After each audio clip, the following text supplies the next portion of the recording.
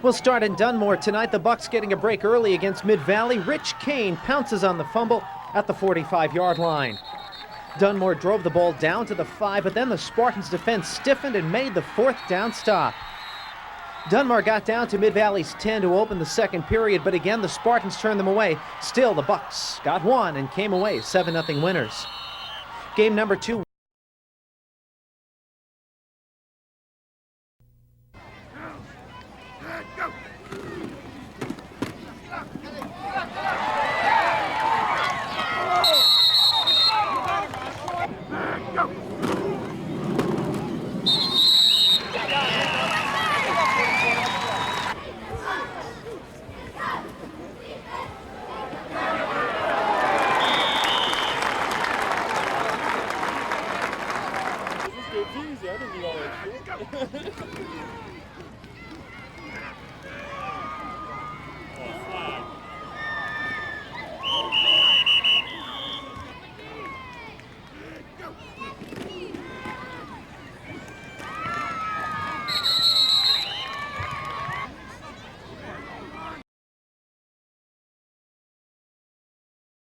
Dunmore and North Pocono scored all 5 of their first half touchdowns in a 6-minute span of the second period, then opened the third with this Garrett Swartz interception of a deflected pass, and he'll take it in. North Pocono led 26-14.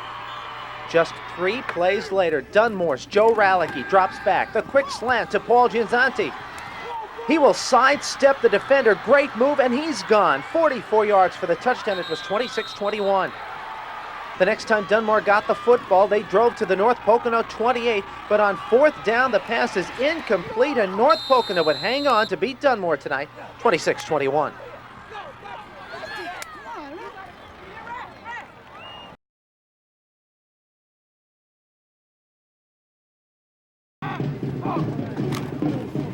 There it is! Hit it! God damn it! God damn it!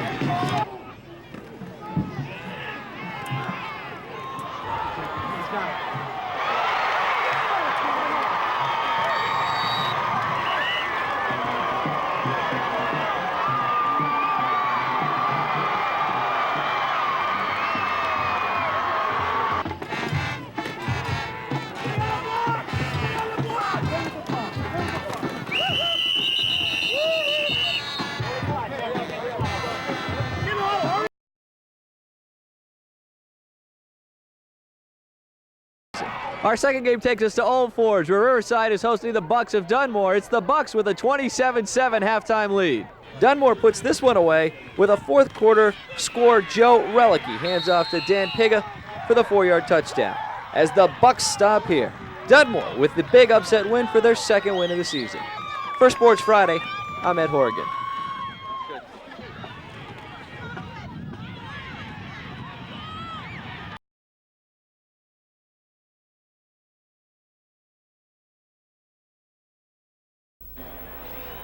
Tim Ruddy has been the anchor of the Miami Dolphin offensive line for the past few campaigns and is slowly developing into one of the top centers in the National Football League.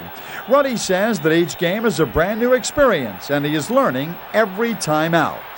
I think it makes progress. I think, whenever you get the experience as you go and play through, you learn things from every game, whether it's from the fronts and alignments or just different techniques that guys use, and more different players you play against, I think the more experience you gain. When the Dolphins lost quarterback Dan Marino 3 weeks ago, it created a vastly different challenge for the Dolphin offense. It is now Craig Erickson at the controls, and things are much different. Well, whenever you lose a starting quarterback, you're going to change the team, the way the team plays, and in certain situations, the plays you run. But I think Craig's done a great job. He's led us touchdowns today. I don't see him. I didn't see the film from today and the other films. I don't see him making a lot of mistakes up there. We play as a team, and you need 11 guys to function.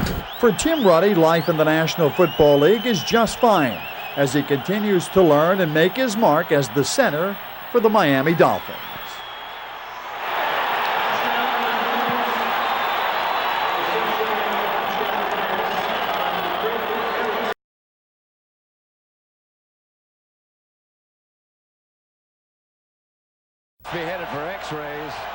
The Carolina Panthers defense has allowed the 2nd fewest points in the NFL this season. They set a league record by allowing just 56 second-half points over the entire campaign. Of course, the players have a lot to do with that, but the man who has built that defense, Dunmore native Vic Fangio. I just had a lot of good breaks along the way, did well with the breaks that I have, and been around good people and have gotten the opportunities. Most of the time a guy just needs an opportunity. I got it and made the most of it. Vic learned the pro game from two of the best in Jim Mora and present Panthers coach Dom Capers, whom he was with in both the USFL and in New Orleans with the Saints. But his influences run deeper than that. First of all, starting with my father and my mother, they were great people to raise me. And Jack Hensers was a great high school football coach, had a big influence on me. Then I was fortunate enough to be around Jim Mora for 11 years, and I think those are the main people that have influenced me. If people around the National Football League didn't know Vic Fangio before, they certainly do now. The performance by this Carolina Panthers defensive unit this season certainly has to put him in line to become a head coach in this league. Whether it happens or not, I'm not obsessed by it. I feel I'm happy with what I've done in my coaching career and can continue on as a coordinator. But if the right opportunity comes along, I would definitely be interested. There's no doubt Vic Fangio can build a championship defense. Now those Carolina players can reward him with a championship performance Sunday in the NFC title game. From Charlotte, I'm Sid Michaels, 28 Eyewitness Sports.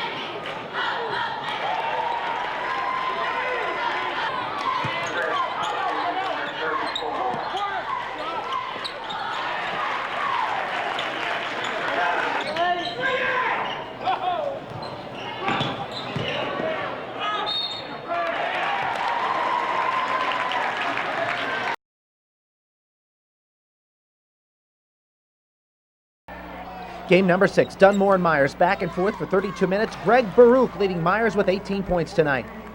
For the Bucks, they go to Kevin Walsh off glass for a 1-point lead with 1:20 to play.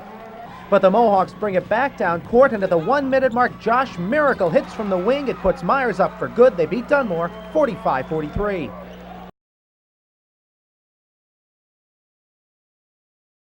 Our fourth game, G.A.R. against Dunmore. Jenna Machaka with the first 5 of the game for Dunmore. G.A.R.'s Karen Smurl goes to the outside and bombs away for 3. And then for the Lady Grenadiers, it's off the rebound. Shannon Smurl, she puts it back up and in a Double-A District 2 playoff game. Game number 5, Lake Lehman.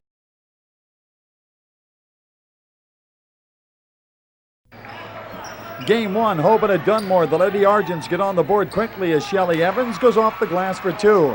The Lady Bucks of Dunmore with good defense. Lisa Harris with the steal, the solo up the court for 2, and that cut the Hoban lead to 1 point. Karen Fishy with the rebound later in the score as Hoban goes on to knock off Dunmore tonight. Game 2.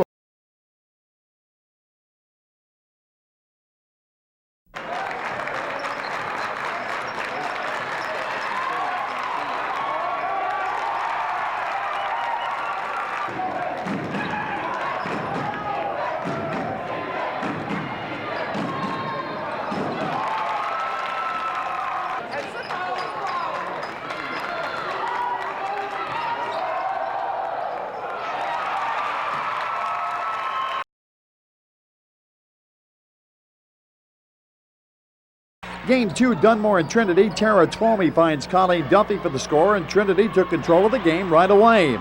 Dunmore's Jenna Machako with the steal. She finds Lisa Harris, and the Lady Bucks tried to make a late run, but Trinity would come back and prevail.